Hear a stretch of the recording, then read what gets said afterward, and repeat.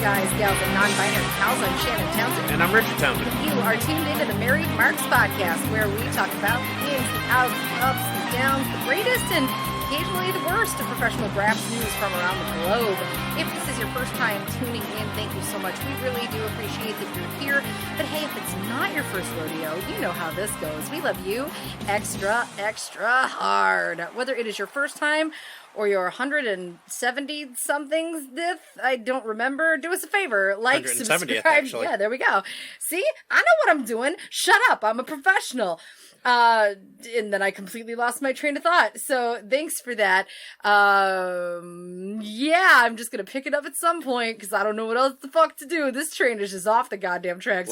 Subscribe. Yeah, subscribe. You know the fucking drill. We're part of the Inside Joke Outside Voice Podcast Network. You can learn more about them at ijov.net. Visit our hashtag Modern Family. Shout out to Genius Pie for the Married Marks Podcast theme song. You can find them. God damn it, find them on Twitter. Hey, you know what, folks? I can't. We're in so many episodes of this. You're already listening to us. You know who we are. Listen. If you're here, you're a fucking regular listener at this point. So great. Welcome. I love you. Follow us. Send us emails. marriedmarkspod@gmail.com. Use your fucking words. We're all flustered because this show's going to have a very different tone than our usual tone. No, but it's going to be very positive. Thus, very different tone than our usual tone. I have kind of been in salty cunt mode for about a year and a half now, yeah. So it's fine. More on that later. However, how are you? I'm vertical. Yes. I'm in a better mental health state than I was last week this same time. I'm okay-ish. I'm doing about as well as we can, given the current circumstances. Trying to stay positive. Yeah. Well, how about you? Well, other than that case of vertigo last week. Yeah, that was fun. And by fun, I mean it fucking sucked. Yeah, it was not a lot of fun. Wake up and the whole room is spinning. And yeah, that was great fun. Felt like I went through a wrestling match, and I don't even wrestle. Yeah. It's just been so crazy. I will say the tough part has been just watching wrestling show after wrestling show continue to get canceled. But it's, that's a choice I completely agree with. I think it's a smart choice. I think, it's so funky. I know WrestlePalooza here, First Wrestling WrestlePalooza, the premier summer and winter wrestling show in Minneapolis has been postponed. And my heart goes out to Eric Cannon and all the people that work for that promotion, because I know he's feeling from his post today pretty defeated, but hey, we love you, brother. You're awesome. First will be back bigger and better than ever before. We know it. You know it. It's going to be dope, and eventually we'll get there. Just right now's the time to be safe. And so we'll finish off the depressing news first. No? Our good buddy Angelo. Yeah, we do kind of have to address this. So we're going to start out with the sad stuff, and then the mildly rage-inducing stuff. And then we're going to talk about shockingly happy things, because money in the bank, y'all. Jesus Christ. Okay. Our happy news is all WWE related, which is going to be bizarre. No, we've entered the darkest and most terrible timeline. That's the only thing I can think of. We got news last week that our favorite place to eat in the Twin Cities, our favorite place to hang out, our basically home away from home, Bar Luchador, has unfortunately served its last. They have closed forever. They will not be opening back up. You guys have heard us talk about them a million times. I'm not gonna lie, I cried really ugly tears over this. And I know that to some people it's oh, it's just a bar. That sucks. But why are you so sad? It's because Angelo and the staff at Bar Luchador bled that place for 5 years. It was you walked in and it was just home. It was the best place to hang out for wrestling fans in the Twin Cities. We would walk in to a hug, highs from the kitchen, people from behind the bar, like just we'd always run into friends. It was home. It was home. Like when we say that we hung out there a lot, it wasn't just that we hung out there. That was literally the place we went to watch wrestling. That was the business I liked to support to watch wrestling. Every Wednesday night we would try and go. Yeah. So we could watch NXT and AEW. Mm-hmm. And we would go and see pay-per-views there, and it was the place we would go before or after local indie shows. Always. Sometimes both. Oftentimes both. I mean, it's really where we got to have conversations with many of the local indie wrestlers. Yeah. It breaks my heart, but I also know that if this was a choice, it was the right choice. It was absolutely the choice that they probably had to make. I don't think they had a lot of option there. And like my heart just goes out to them. So I just wanted to say to Angelo and the staff of Bar Luchador, we will miss you forever. Stadium Village will never be the same to me. I will always ride past it with a note of melancholy moving forward. I have no reason to go back. I mean, the Raising Cane's is good, but there's a Cane's someplace. There's one closer. I know. So yeah, I really don't know that I have any reason to go to Stadium Village anymore. So yeah, it's a shame, and it really sucks because there's a lot of businesses that are suffering. So if there is a local business that is doing some kind of takeout or carryout or curbside, and you have the means to support them, please do so. Please. And again, we understand that for a lot of people, that's a privilege right now.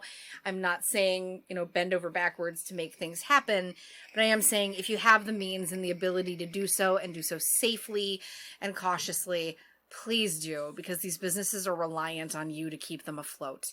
And we are pretty much forever heartbroken over this loss. And it was more than just a fucking bar. It was an amazing place, and I'm beyond sad. I'm not afraid to say on this podcast, when that news dropped, I literally looked at Rich and I was like, what the fuck are we going to do now? I do feel like so much of the way that we have been invested in wrestling and the things that we like to cover, it's so hard or getting to be impossible to cover and celebrate right now. So we'll see how that pans out in the coming weeks, but to Angelo and all of the staff at Bar Luch, we miss you. We love you. Absolutely, we love you. Shall we move on to the fuckery? Why don't you start with your fuckery, because it's nowhere near as bad as my fuckery. Yeah, this fuckery is pretty minimal. This one's actually fairly manageable. So, the fine folks at Ring of Honor Wrestling had a little bit of a snafu. Oh, do we need Ring Watch? I mean, it's kind of Ring Watch. It's more Sinclair Media related. Oh, okay. So we're going to let Ring of Honor slide on this one. I'm going to say this is not necessarily a Ring of Honor problem. Okay. So, Ring of Honor Wrestling's Facebook page had a bit of a snafu. where apparently, because they are run by Sinclair Media, there was some kind of issue or mistake, or it was blatantly intentional. Nobody really knows. But they ran some kind of speech of Mike Pence at a church on the Ring of Honor Facebook page. They ran it as a live. Fans basically said, "What the actual fuck?" Which is exactly what I would have said. Yeah? Sorry, like this is fuckery, but it's kind of funny in a way, because it's just like, how stupid are you people? And they wound up having to run an apology after that said, "We apologize for an inadvertent post that transpired on our Facebook Live page earlier today. We are currently looking into the matter and are working towards preventing an incident like this from happening again. Thank you for your understanding and continued patronage." The assumption here, nobody's really sure, but the assumption is that because it's a Sinclair company, and Sinclair is obviously very much in support of 45 and the current administration, that, something happened and they were allowed to broadcast this on Ring of Honor's page. The problem with this is the fact that, like, we've had multiple discussions about this. Wrestling is supposed to be an escape for people and fun. And unfortunately, this really pissed off a lot of folks. And it equally fucking stoked the fire of a lot more folks. So, the comments on the thread, which by the way was made on May 8th, that's when this transpired. Some of the comments are just ridiculous. First comment, this is what happens when you have one social media manager run on all of Sinclair's pages. So that's the understanding story behind it. How much validity there is, I don't know. And we probably will never know entirely for sure. All I know is it made me go, oh, what the fuck? Yeah, seriously. I mean, Sinclair Media, for those of you who don't know, is a very, very conservatively owned company. I mean, the reality is most of the major wrestling companies are owned by very conservative organizations. Like Vince. Yeah, but Sinclair, though, is a media company that owns many, many news outlets, many local television stations. Yeah. And they tend to all run very much the same stories, repeating the same story over and over again at all of these stations, which are always very pro-conservative view. So, I mean, it's not a surprise that, Sinclair Media would do something like this, but to run it on the Ring of Honor Facebook page was a bit much. Yeah, it looks like I pulled it up just because I'm sure people are kind of curious. Sinclair Media owns and or operates a total of 193 stations across the country in over 100 markets, covering 40% of American households, many of which are located in the South and Midwest. And it's the largest owner of stations affiliated with Fox, ABC, and the CW.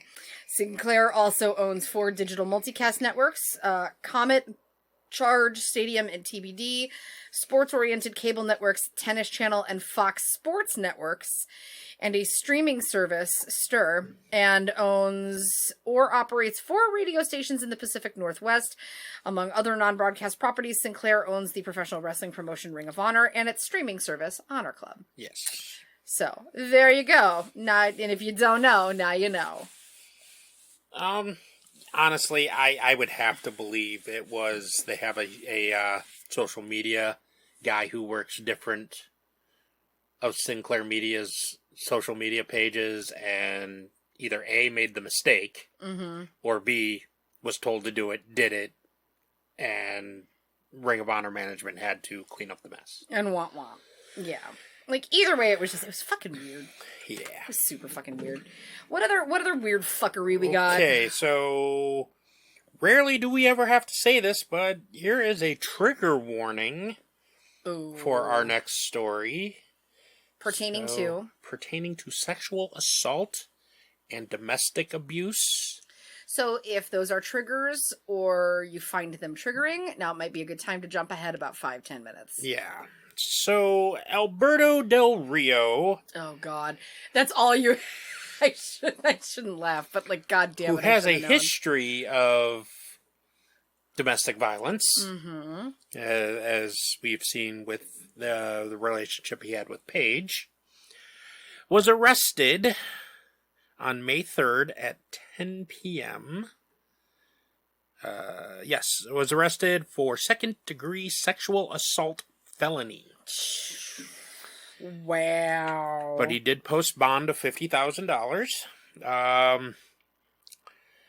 So according to the News for San Antonio, Texas, the victim said that on May 3rd at 10 p.m. Del Rio had slapped her across the head. I'm sorry, he was arrested on May 5th. Okay. That's the problem here. This happened on May 3rd. Del Rio had slapped her across the head. He allegedly slapped her over the head again when she asked him what he was doing.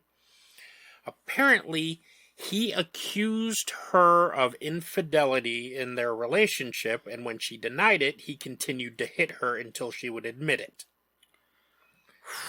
Oh, But that's not where it stops. Oh, God. The victim told police they walked downstairs and he forced her to wear a dress and dance for him. She told him she didn't want to, and he said not to cry because if she did, he would take her son and drop him in the middle of the road somewhere. What is wrong with this guy? Jesus fucking Christ. But apparently, the sexual assault part of this is that he tied her up and assaulted her over and over again, according to reports, where this whole event started at 10 p.m. and continued until 2 in the afternoon the next day. Oh my fucking God.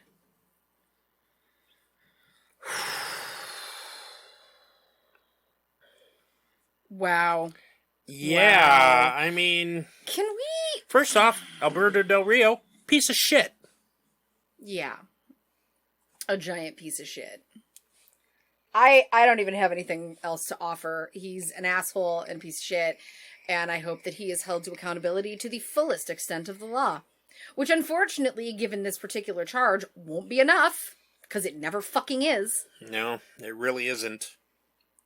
Asinine. So, if you needed more reason to hate Alberto Del Rio, there you go. Like, here's the thing, my dudes. If you're fucking on the Alberto Del Rio train, maybe don't. Could you don't? Like, could you don't? That'd be great. Don't even wait for the train to stop at a station. Just tuck and roll and jump from that moving fucking vehicle now. Yeah, because here's the thing. It might hurt now, but it's going to save you future hurt. That could be a lot worse when that train goes careening into the goddamn abyss. Like, I mean, you had the chance to get off when it stopped with the whole page thing. But you didn't get off then? But you know what pisses me off? People didn't give a shit about that because, like, people were so vehement about slut-shaming Paige, and that somehow made her... And Paige has made some shitty fucking... Paige is still making shitty fucking relationship decisions. No, she's making shitty fucking decisions all the way across the board. That's another story. But, like, you don't victim blame in these instances, and I feel like he was not taken super seriously by fans at that point, because they were like, oh, it's alleged. Fine. You know what? Fuck. Just fucking believe victims. Hulk Hogan's a legend. That doesn't mean he's not a fucking racist piece of shit. Yeah. Well, no, I said allegedly. Oh, I thought you said a legend. No, he's not a legend. Why would I call Albert of the River a fucking legend? Well, he was the very first Mexican-born WWE champion. I don't give a shit. He's also a giant piece of fucking garbage. So, he can kiss the fattest part of my fucking ass, which is the whole ass. Yeah. The whole ass. So that's enough about Albert of the River. Do you have more shitty things, or are we going to talk about good stuff? No, let's talk good stuff. Okay. Here's... Okay. Now, brace yourselves for this. There's no snapback. There's no hat. As a matter of fact, my hair is up in an adorable ponytail and very curly today. I'm going to make a very bold statement here. Are you ready? WWE renewed my faith in wrestling during this pandemic. Can I make another hot statement? Sure. Money in the Bank 2020 is the most enjoyable WWE pay-per-view I have watched in probably 5 years. I would say it is the best WWE pay-per-view since Evolution. It was so fun! But if we want to talk just a regular pay-per-view, not a women's-only pay-per-view, it is the best pay-per-view since Daniel Bryan won the title at WrestleMania. Yeah. I mean, Evolution still has my top on, like, pay-per-views. Absolutely. But, like, this was so much fun. I am going to preface, yes, we did watch, obviously. Did we pay for it? No. You should, you know what, guys? Never do the things that... Remember how I told you not to do that thing? Don't do that thing. Don't do the thing. Don't do the thing. Do as we say. Do as we say. Don't not do as we do. I'm going to be real with you guys. Like, earlier on Sunday morning, and this is what kind of spurned this, Richard and I had a conversation in which we had a heart-to-heart. we got a little heart to heart. I'm not going to get into the dynamics of the heart to heart, but it involved wrestling and our involvement in participating as podcasters and the fandom. And it left me feeling kind of funky, but also kind of hopeful, and my gears were turning, and we were like, you know what? We need to watch some fucking wrestling. And we kind of made the decision, especially when we read about how fucking gimmicky and stupid the main match sounded. I'm like, I'm not missing that. I'm sorry. We had to see it. We had to. Like, I'm sorry. Just when I had a fucking Al Pacino moment, just when I thought I was out, they pulled me back in. And, so we made the call and decided to participate in watching Money in the Bank, which is something that, like, we would not have normally done. But you know what? The world is literally falling the fuck apart. If I'm gonna take a fucking stay and actually do something strange, I guess it's gonna be now. Okay, so if you are new to our podcast, which you likely are not, but if for some reason one of your friends said you need to listen to this, welcome. And also, you need to know that we have a history of not being very favorable about the WWE over the last year and a half. Yeah, as a matter of fact, we generally don't cover the WWE other than really problematic stuff, which unfortunately has just been constant for the last, 12 months. So it's hard because, I'm not trying to sit here and just sound like we're just consistently ragging on shit, but that's what we do. We are not WWE supporters in the age of the Saudi Arabia shows. Yes, that is a good way of putting it. Outside of the Saudi Arabia shows, we were willing to at least participate and monetarily support the company because there's a lot of talent within the company that we really fucking love. Yeah. Unfortunately, the Saudi partnership and the shit that happened thereafter,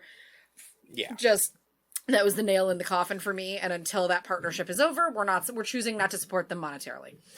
It is what it is. So the fact that we even made a decision to watch this, I gotta tell y'all, wrestling has we've talked about this on previous episodes, wrestling has just had me sad. Yes. I've been sad. So the concept of something that sounded so fucking stupid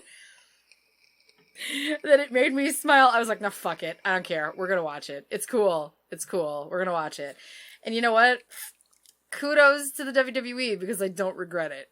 So let's start with the pre-show where we saw the first match was Jeff Hardy versus Cesaro. Cesaro, yeah. And I will still go on record as saying Cesaro is the most underrated, underutilized talent on that roster. Yeah. He from deserves... a technical perspective, he's flawless. It's he ridiculous. is an amazing wrestler and does not deserve to be stuck in mid-card hell. But he doesn't. But the thing is, the dude's clearly consistently choosing to stay there. Yeah. And he clearly enjoys his life. So, if this is where he wants to be, good for you, dude. We love you. This was a fun match. It was a decent match. It was the match that was perfect for us to adjust to not having a crowd. Yeah. So, it was definitely lacking that audience interaction.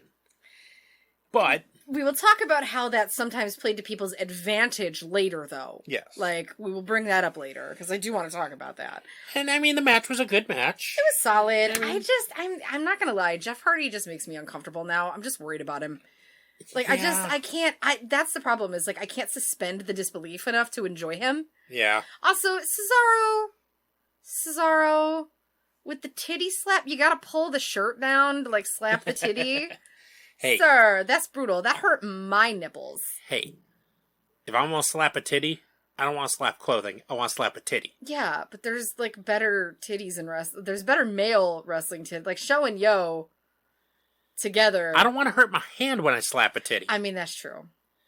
If I'm gonna slap a titty, I want it to be soft. Somewhere in Florida, Karen's giggling like a dingbat. Love you. But honestly, the match itself wasn't the highlight. Fine. It's the change in the pre-show. Okay, so the WWE has clearly, and this I don't know if this is a newer thing that they just started doing or if this has been around for a little bit because admittedly, we haven't been watching. The last WWE pay-per-view we watched was Royal Rumble. So that was February. No. January. January. January. So it's been a few months.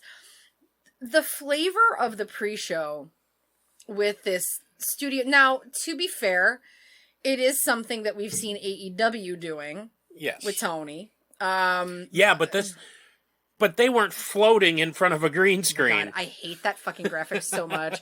I'm like, Shivani, I love you so much. You need to, like, not be standing there, baby. It's so bad. Like, there's no shadow under your fucking feet. No, this had, you know what it felt like? It felt like an ESPN show. It did. It felt like they were trying their best to really, like, legitimize. There was fun banter, but it was not the kind of banter that we're used to when you have to sit there and listen to charming, delightful Renee and piece of shit JBL and, like, shucky ducky quack quack for fucking 30 minutes.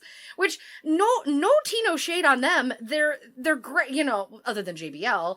Like, Booker and Renee are great. I could listen to them all the time. Like, they're fun, you know? It's their personalities, though.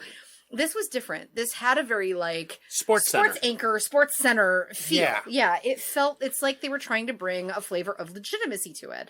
And what I appreciated about that is it made me wonder... You know, you've heard all these rumors about ESPN potentially purchasing the WWE and these shifts. Like, do we think that that's did they make this change, which is very good. I quite liked it. I appreciated the very different flavor and pacing of the pre-show conversations. And they still did, like, Renee and Booker and stuff like that. But then they would do these very, like, legitimized, like, studio discussions that felt like just two dudes. It's the same thing you would see if you watch SportsCenter and they're talking about the NFL. Yep. Right?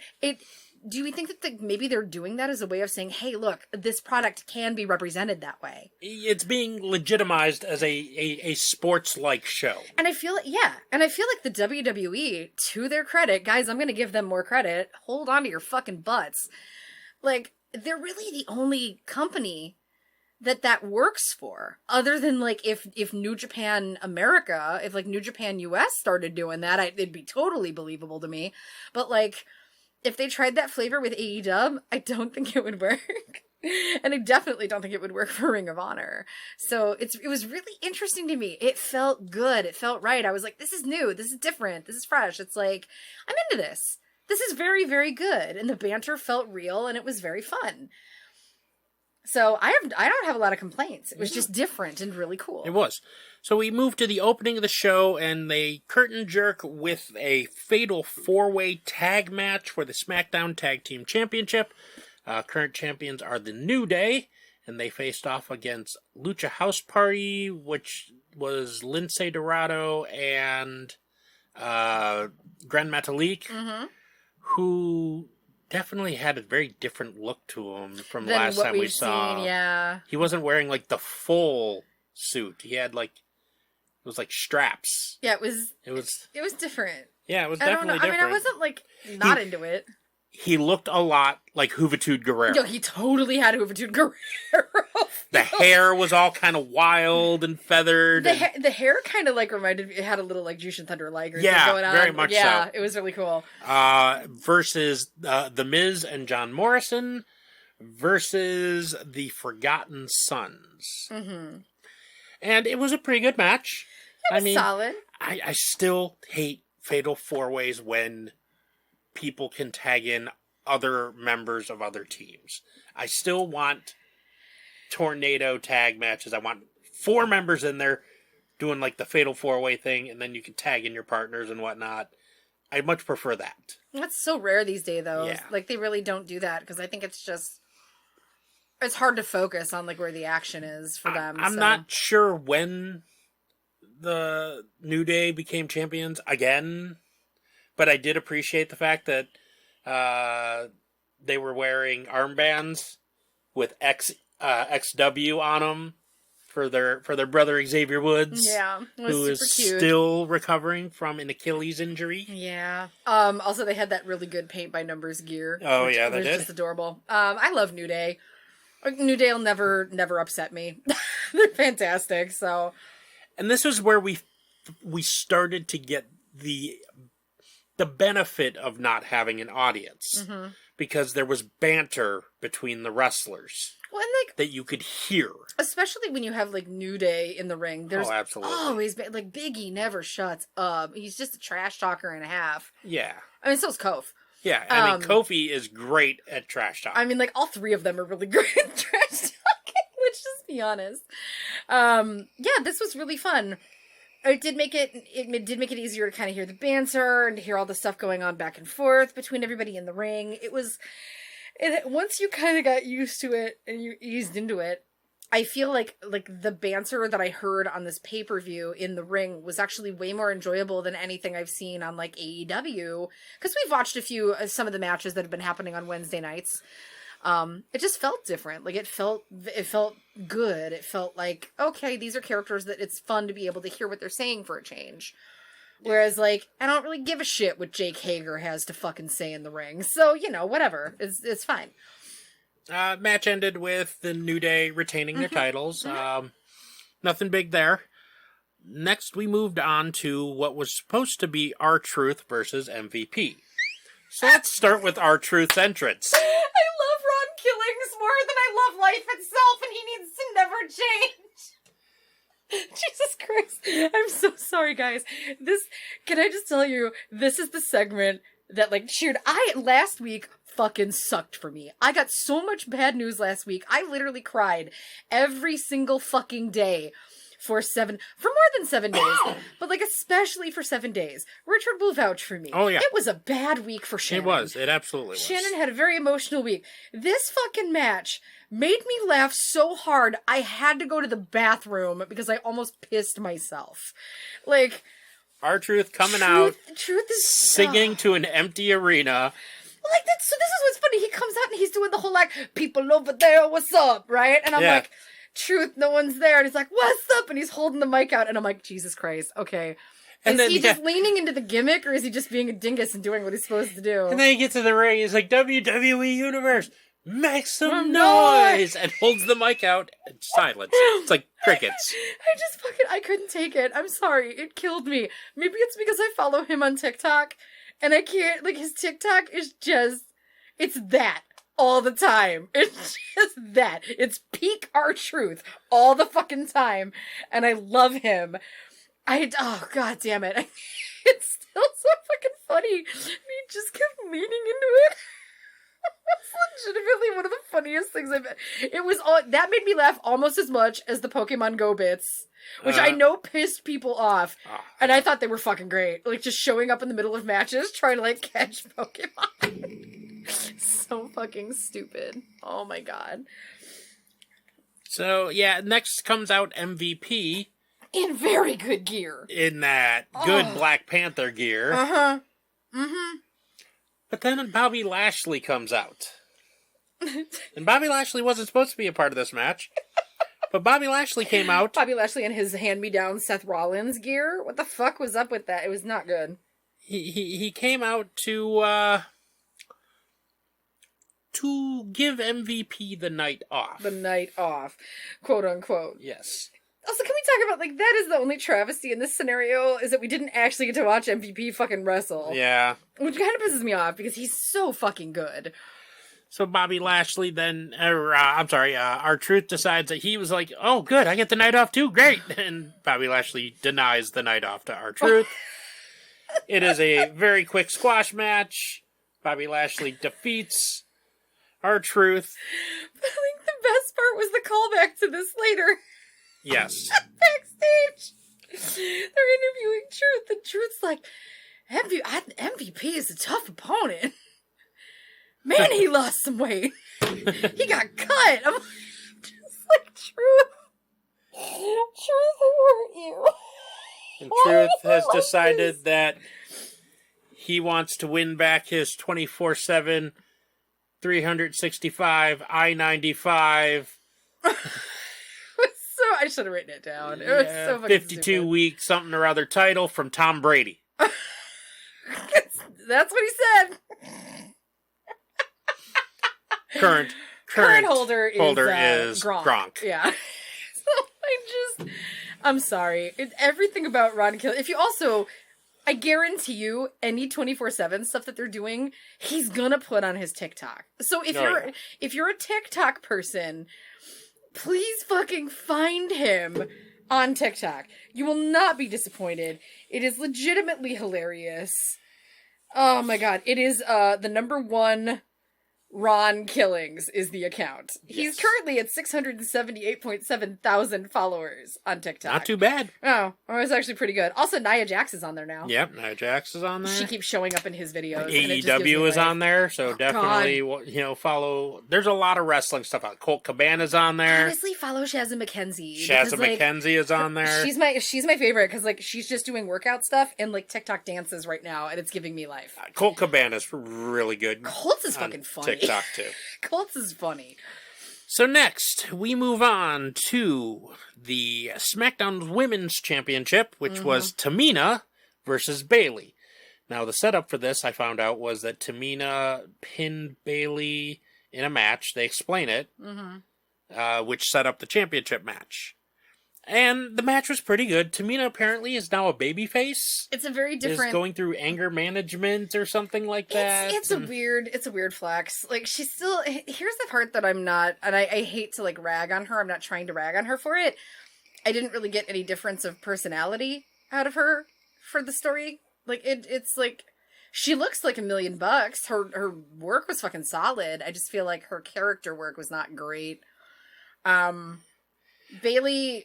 I mean, it was a paint-by-numbers match. It really was. It was heel uses distraction from outside influence who was there at ringside to get the upper hand and to win the match. I mean, very paint-by-numbers heel win. Sasha, I love you. Call me. It was fine. It was an okay match. It was good to be able to hear the banter, though, in this match. Yes. That actually added a lot to it. Yeah, that was kind of when we were both like, okay, this is really good. It's adding a lot. Hearing Bayley, hearing the back and forth. Hearing Bayley try to be a bad guy. With her intentionally bad haircut. Yes. Yeah, it's a thing. So overall, though... And even the interactions between the wrestlers and the commentary was very nice on that, too. Yeah. Because, Cole would say something and Bayley would say something at Michael Cole. Yeah. And so, it was good stuff there. Overall, though, I mean, this was probably the weakest match of the evening. Yeah, I hate to say that, but it wasn't anything that stood out. I didn't feel like there was any chance Tamina was going to win that title. There was no drama in that match. That's fair. And that, unfortunately, makes for a poor title match. Yeah. When there is no drama that, they might lose. They might lose the title. Now, I will say, in other women's areas, over the course of the last 48 hours, they have done tremendous story work. We'll talk about that. We will get into that. Because holy shit. So next... Probably one of my highlights of the evening. Oh, this was absolutely a highlight of the night. Was the Braun Strowman versus Bray Wyatt match. Now, okay, I'm going to preface this with the fact that, anything with Braun Strowman, I have not been super keen on for the last, several months because it's just been, boring. It's copy, paste, copy, paste, copy, paste. This was good. They're telling a good story. Yeah. Relying on continuity. Yeah. In a really beautiful way. I mean... WWE's not really strong when it comes to continuity. But with Bray, they usually, I feel like with Bray Wyatt's stories, the continuity is usually pretty fucking stellar. So, this match was just a fucking joy. First off, the promo package beforehand, where they kind of they did all the lead up and they did this beautiful video package that just wrapped up the whole story so you could get caught up on everything. I stand by the fact that I don't know if whoever was working on NXT's for a while is now working on main roster stuff. But damn, those packages are just clean and tight and awesome looking and they flow. I have no complaint about their promo video shit that happens before matches right now. It's stellar. It's really fucking good. This was the match, though, where the banter was the most important to be heard. Oh, and Bray, here's where I really fucking appreciated it. Because, Bray comes out, and he's doing his Firefly Funhouse thing, and he's, being all cute. Yay! Ooh woo! I'm Bray Wyatt. Ooh woo! Ooh woo! If you can't handle me at my oh whoa, you don't deserve me at my ooh woo. Like, this is ooh woo, Bray Wyatt. So he comes out and he's like doing his thing and he's very happy, and then he just leans on the post. And he starts just talking to Cole and the announce team, but not like loudly, like in that casual way that you hear like Joey Ryan doing the fucking indies. Yeah, he just says, "You guys are doing a great job. Keep up the good work." Shit like that. It felt like so indies because you could hear it, and it wasn't like it was just loud enough that you could hear it, but he wasn't like trying to be loud about it. It's like the kind of shit that we see John Maddening do to people all the time at first, or that we've seen, any multitude of like amazing independent wrestlers do to people. Like I've seen Ethan Page do that shit to people a billion times. It felt so fucking organic and indie. It sounds dumb. I'm such a fucking indie fan now that like that just hooked me. That sang to my heart. Yes. That one stupid gesture just fucking had me, and I was like warm fuzzies from that moment forward. Like that match could have been shit, and I would have been super fucking into it because I'm like, Jesus fucking Christ, finally someone is doing something that I fucking enjoy. Yeah. It was great. And even the banter at the beginning of the match when Braun was, manhandling Bray, and Bray was, like, laughing about it, going, "Wow, you are strong, aren't you?" It was so good. Ooh, that hurt. It was really good stuff. But the story they were telling was... the Black Sheep. Bray trying to bring Braun back into the family. Bringing up the history of Braun being the Black Sheep. And, like, what I really appreciated about this is that in the ring...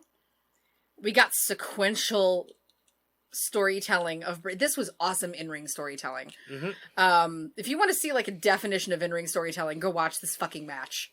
Because watching Bray start as one thing, and then realizing like 2/3 of the way through the match, shit, that evangelist weirdo is still fucking really in there somewhere. Yeah. It's not like he's evolved. It's like that same fucking character is still under that surface. There's a point, though, where he just goes, "Why did you make me do this? I didn't want to do this. Why did you make me do this?" And, you see it coming out. Yeah. Like, his speech even changes. Instead of it being, like... because right now, when he comes out as, like Firefly Bray, he's very, like, his he talks like this. Everything is very, "Hey kids," there's a certain tone in the way that he's using his lips. And then he gets halfway through it and he goes into that like, "Why did you make me do this?" Like you wait for him to be like, "Man," it's like, it's got that like old drawl that you're used to with old school Bray. It was so fucking good. God damn. And there was a period of time where in this match I felt like Bray might win it. But that's good, because which is what it needed. That's what you're supposed to do. But obviously Bray did not win it, which is fine because this is not the end of that story. Well, and we weren't sure about that until like those last 10 seconds of what they showed in the ring, and then we were like, "Oh, this isn't over." We are going to get another match, and I get the feeling the Fiend is going to come out next time. Which is going to give it a very different flavor for the match. Fuck me up, Daddy. I'm ready for that shit. Yes. I'm sorry. I'm, like, ready. So, overall, though, great match. Yeah, this was fantastic. I literally, if I have to explain in-ring storytelling, this might be one of the matches that I point people to in the future, because it was so fucking good. So, I actually have to credit Steven Larson for this part, though, because... in between that match and the next match, there was another vignette for the mysterious WWE hacker. Okay, and yeah, we do have to talk about this, because this is like, I don't think we've talked about this yet. Because there's strong rumor that it's one of two people. One person is Mustafa Ali. Yes. Because Mustafa hasn't been around for a little bit. Yeah. The other is that it might actually be CM Punk. Okay. Now, before y'all go eye-rolling and shit, like, we're not hoping for that in any facet. Like, we're not his biggest fans. But this is worth talking about. And entertaining the concept, at least. Here's why. So, there's a lot of, the truth will be heard. And that was very much a CM Punk kind of thing. And that CM Punk might just be the thing to save WWE during this pandemic. Well, the big thing that brought people's attention was, like, he's shown up. This particular bit has invaded the backstage program. And the last time it happened, it said, "Do I have your attention now?" Yeah. Which is a very infamous thing that CM Punk fucking said. And I get it. It's, 6 words. It's not, like a big thing. It could be completely misconstrued. Yeah, if nothing else, even if they're just banking on drawing that correlation to, like, build up interest, it's smart. Oh, it absolutely Even is. if it's not him, if they're using that as interest, knowing that, like, the weirdos out there like us are going to be like, ooh, but... So, apparently, though, the keyboard sleuths of Reddit and of the internet wrestling community have been trying to run the audio through filters, because a lot of times when... Of course they have. A lot of times in the past when WWE did this whole masked voice thing, all they did was run it through a filter. So all you had to do was run it back through the filter to figure out whose voice it was. It didn't seem like it this time, No, though. There's fragments in the audio. You can't do it. Oh, that's smart. They actually got smart to not let people figure it out that easily. That's smart. But here's the thing. We're all talking about it. Yeah. We're all fucking jazzed on it. Like, but I like the point that you raised. Like, we have been talking for weeks and weeks, like, honestly, for months, that the WWE is in trouble. Their financial situation is kind of a disaster. They've had massive layoffs. Their ratings are plummeting every week. Everything about the company is pretty much tanking. They've been losing subscriptions consistently. Like, they're in a bad fucking way. Even with all the Saudi money, like, it's not enough. So it makes you wonder, like, what would be the one thing to save that company? What would bring people back in fucking droves? And if there's any reason, god damn it, this is gonna piss me. The voice of the voiceless, the savior of the masses? Yeah, I mean, like, I hate to say it, it's a good narrative. It's a good narrative. It would probably bring back a lot of people to watch again. It would. The part that would piss me off is then I would ask, like, were all those fucking layoffs that, like, we couldn't figure out what the justification is? Is that so that they can pay him ridiculous sums of money? And that would be shitty as fuck. Yeah, like, that's the reason I would actually be kind of irritated, is, like, because we've done the math, and it's like, why would you, like, we talked about this, I think, like, a couple episodes ago. Yes. Where we're like, that seems like an awful lot of fucking people from a percentile perspective. I don't know. I do think, though, if there is one individual that they could bring back that would bring people back in fucking droves, it's Punk. I mean, I hate to say it. If that happened and it's like Monday Night Raw or a major pay-per-view or something, they would have to do it on like Monday Night Raw or some shit. Or SmackDown, because like that was his... Wasn't SmackDown his show? He was on SmackDown a lot. Punk? He was on Raw. Was he on Raw? Oh, yeah. I don't fucking remember. Okay, so let's move on here, because I don't want to dwell too much longer on this. We still have a lot to talk about here. Next up, we had the Raw, or the WWE Championship match between Seth Rollins and Drew McIntyre. Okay. God, I hate that he's calling himself the Monday Night Messiah. It's so bad. Okay, let's start with his new theme music. What is going on with I never thought I would miss Burn It Down, but I do. I kind of do. I miss get what he's going for. Like, I get, like, with the look and everything he's going for, it's fine, but, like, I had unpopular opinion. He just looks like a fucking creator wrestler from 2K. Like, he does. Everything about his look right now just says boring creator wrestler. The coat. Yeah. The beard. Like, everything just says boring creator wrestler. There's nothing original about his look. Yeah, and I mean, the match itself was pretty good. Yeah, the match was great. They allowed Drew McIntyre to kick out of a stomp. He's only one of 2 people who has done so. Mm-hmm. The other being Brock Lesnar. It took Seth like 4 or 5 stomps to beat Brock Lesnar. Yeah. But overall, though, Drew McIntyre did manage to retain the title. Uh-huh. And interesting show of sportsmanship after the match. Yeah, saying, that's exactly what I needed, which, Seth took the handshake. Took a minute, but he did. And then kind of gave a sneer later, which is fine. So we're not done with this program yet either. No. I get the feeling we're going to have another match between these two as well. Mm-hmm. So let's move on to the Money in the Bank match. So the Money in the Bank matches. So good. I should say matches, but it was technically one match. It was theoretically one match. They had both the men's and the women's Money in the Bank happen at the same time. Now, the concept of the match was at Titan Tower. Started in the lobby. Starting on the bottom floor, and they had to make their way up 10 floors to the roof, where there was a ring set up, and the cases were hung over the ring on the roof. So they actually introduced, and something I really liked, was they started by introducing 2 women, then 2 men, then 2 more of the women, then 2 more of the men, then the last 2 women, and then the last 2 men. So they intertwined the introductions of the participants. Yeah, it did kind of go back and forth. Asuka kind of stole the show. Yeah. The women started in the lobby, the men started in the weight room. So our participants for the women were Shayna Baszler, Dana Brooke, Nia Jax, Carmella, Asuka, and Lacey Evans. Yes. And then for the men, it was Otis, Rey Mysterio, King Corbin, AJ Styles, Daniel Bryan, and why can't I think of the last one? It's Aleister Black. Thank you. I was like, no, I had like a brain fart too. And I'm like, who are we forgetting that I love? Aleister Black. So they start the match, and everybody starts brawling. It starts with Asuka jumping off of the balcony. The second floor balcony from the lobby.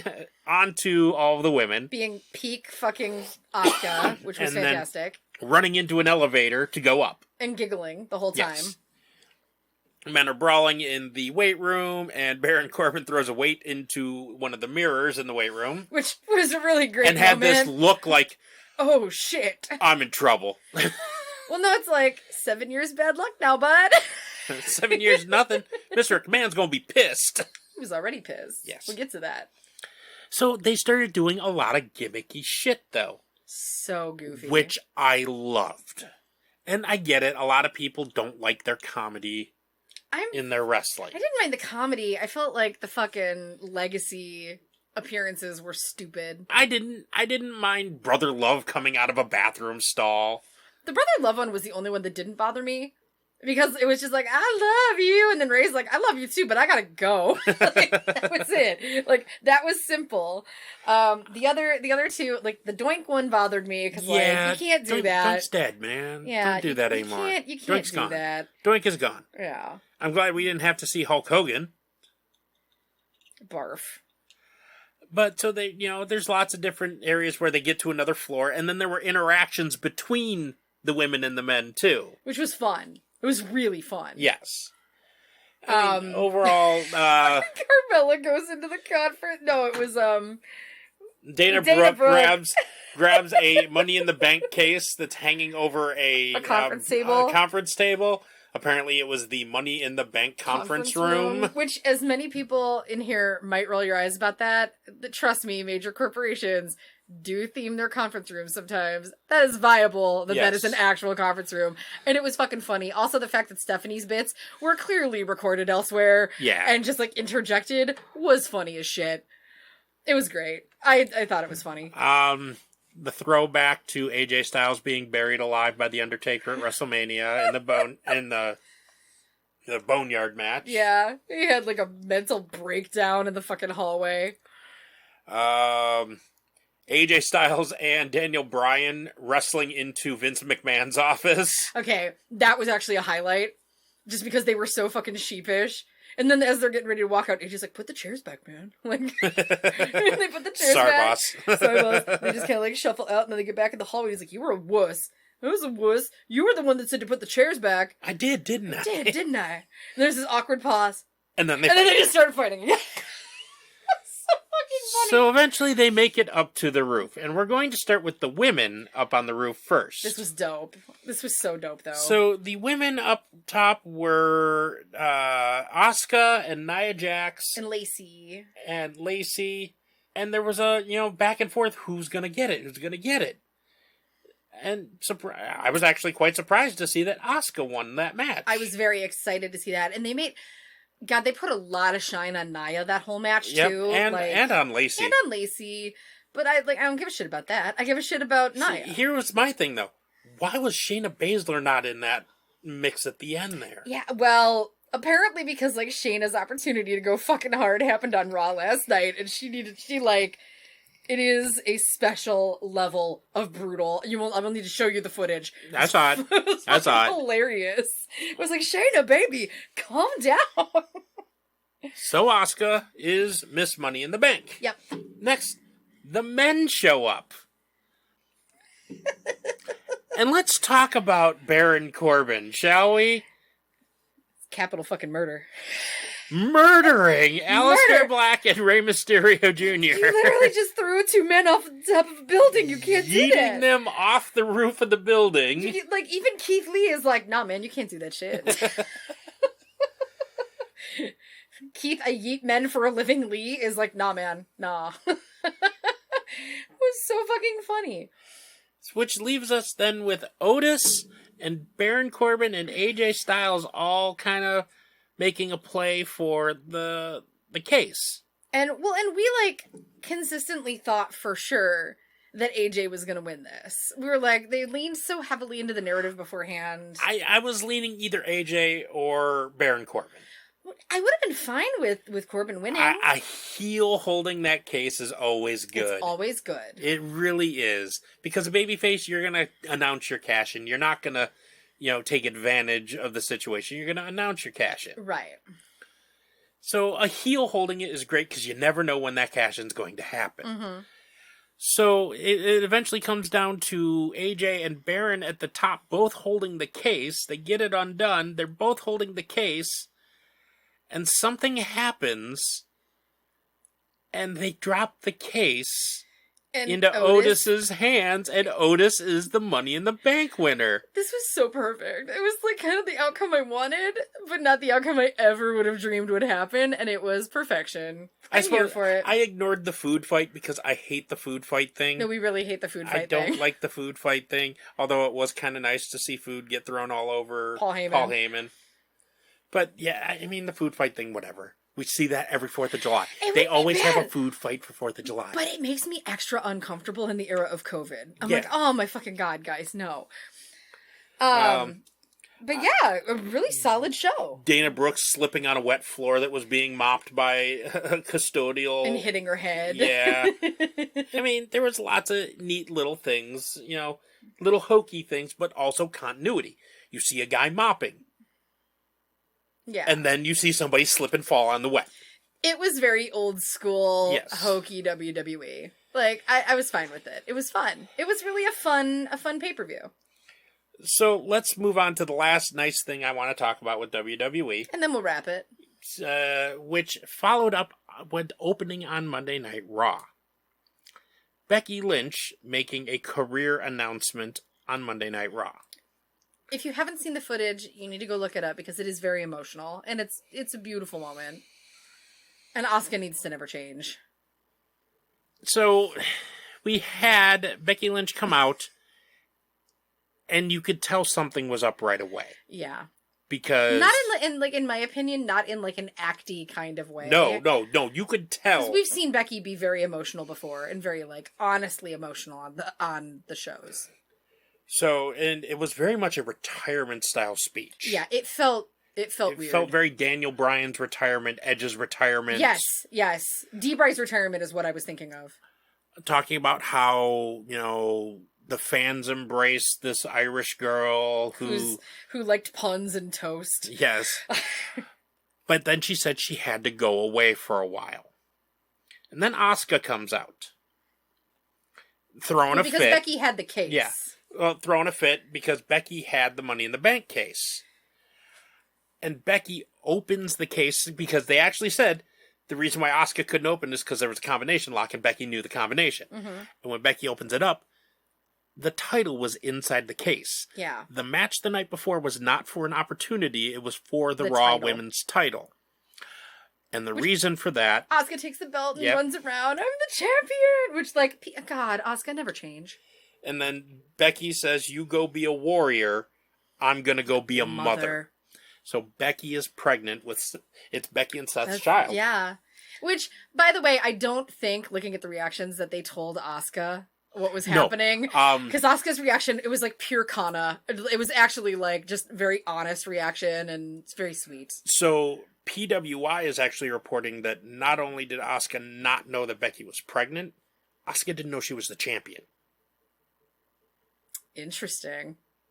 Do we think Paul was producing? Bit. Do we think Paul was producing last night? Cause maybe. Fuck. I mean, it felt very NXT last night. It really did. So yeah, there were some very genuine reactions. Yeah, it was very sweet, and Asuka just starts chanting Becky, Becky, Becky. It was really freaking cute. So we have two things of note here. Number one, Asuka now is the only woman to have held both titles on the main roster, the tag titles, the NXT title, one Royal Rumble, and one Money in the Bank. Yep. Yeah, she's done it all. She has done it all. So now let's see how this title run goes, though. But I have to say, like, it felt very validating, because I know that in the past we've really shit on the way that the WWE has treated Asuka. Yes. But, like, when you really look at it in that perspective, like, they get it. They do get it. I feel like they could do more with her, and they could have done more with her in the past. Mm-hmm. But, like, when you really think about that legacy, like, that's a legacy that is going to be hard to top. And, I mean, as much as, like, Charlotte's had, you know, run after run after run with the belts. And, like, Becky held that title a long fucking time, too. 399 days. So, I will give the WWE this. When it comes to, like, legitimizing their female athletes and legitimizing, like, pushing those really strong performers, when it comes to like Charlotte and Becky and Asuka, as much as I feel like they could have done more with some of it in the past, they've done a really good job with that. So I give them kudos for that, and I thank them for that promotion. And then now we have to wonder, is Becky going to come back? That's the big question, because like her speech felt like a big I don't know. It felt very much saying goodbye. Yeah. Well, and here's the thing. And I said this to you, and, like, this is a little conspiracy-ish of me to say, but, like, I'm just gonna say it. If you're working for a company and you have issues with the company, if you take issue with a lot of the business practices, if you take issue with their political practices, if you're just kind of miserable with the entire status of the company, and I'm not saying she is, I'm just saying, like, if it were me, and I was, and you were given an opportunity to go out on the top of your game... Champion, longest standing main roster women's champion. I mean, to have a baby, do you take that out and walk away? Even if it breaks your fucking heart to do it, morally, like, there could be... I'm not saying that that's ramifications, but I'm saying it's a possibility. Like, that was my first thought, is, like, what if she's just, like, fucking done with the company, and this is her opportunity to just be done with the company? Yeah. It's a thought. I might be totally asinine. I'd love to hear what you guys think. So feel free to hit us up and let us know. It could be that she wants to be a mom. Yeah, I mean, that could be it, too. And doesn't want to be away from a child being a wrestler, because that road schedule is tough. It's very tough. But I'll tell you one thing, though. This might be the perfect time to have a child when there's not a lot to travel. Yeah. I mean, that's very true.